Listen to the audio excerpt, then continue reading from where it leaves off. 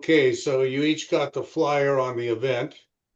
And again, we're grateful to Senator Rucker and Mr. Gil and Dr. Kaufmann for agreeing to speak tonight. It's going to be great to hear what they have to say.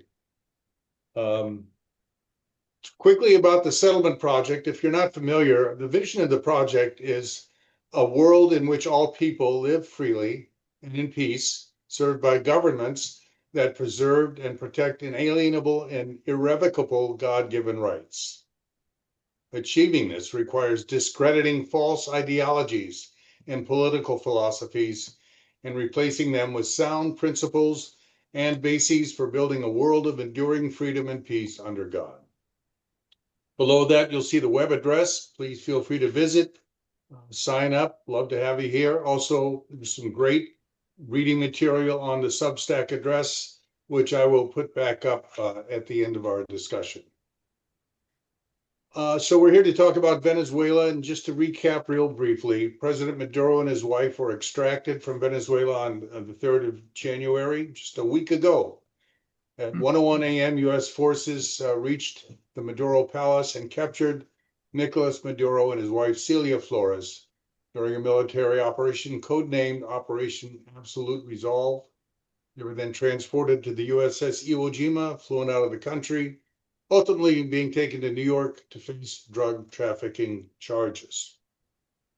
And this activity falls under the Monroe Doctrine, which has been noted in the media, and you may not be familiar with it, and if you are, bear with me. It was presented by President Monroe during his 7th annual message to Congress back in 1823.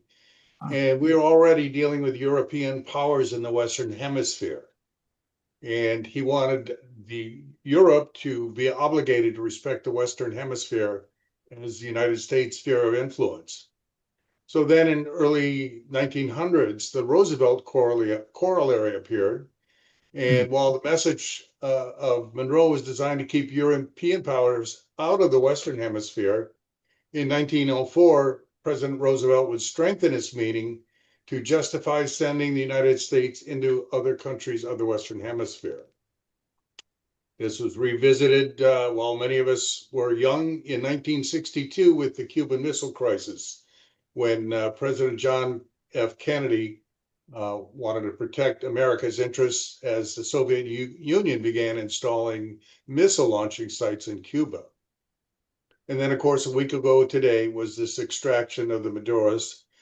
And it was the New York Post that was first used the term the Monroe Doctrine, named after Donald Trump on its front cover. So that gives us the perspective on where we are. Here are a few practical details. As we speak, please keep your own microphone muted so that we don't get unexpected background noises like friendly dogs or such. And if you haven't muted yours, our friendly Zoom manager will mute you. Hi. Before we conclude, we'll have a short period for questions and answers. And if you're called upon, then you can open up your microphone to speak.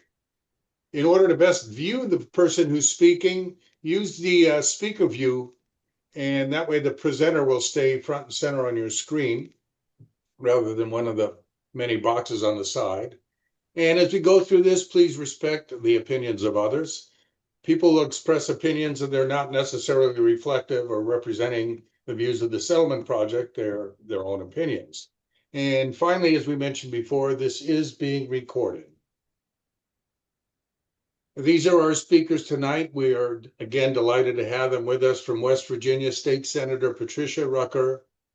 From Columbus, Ohio, Mr. Luis Ray. And from New York City, Dr. Frank Kaufmann.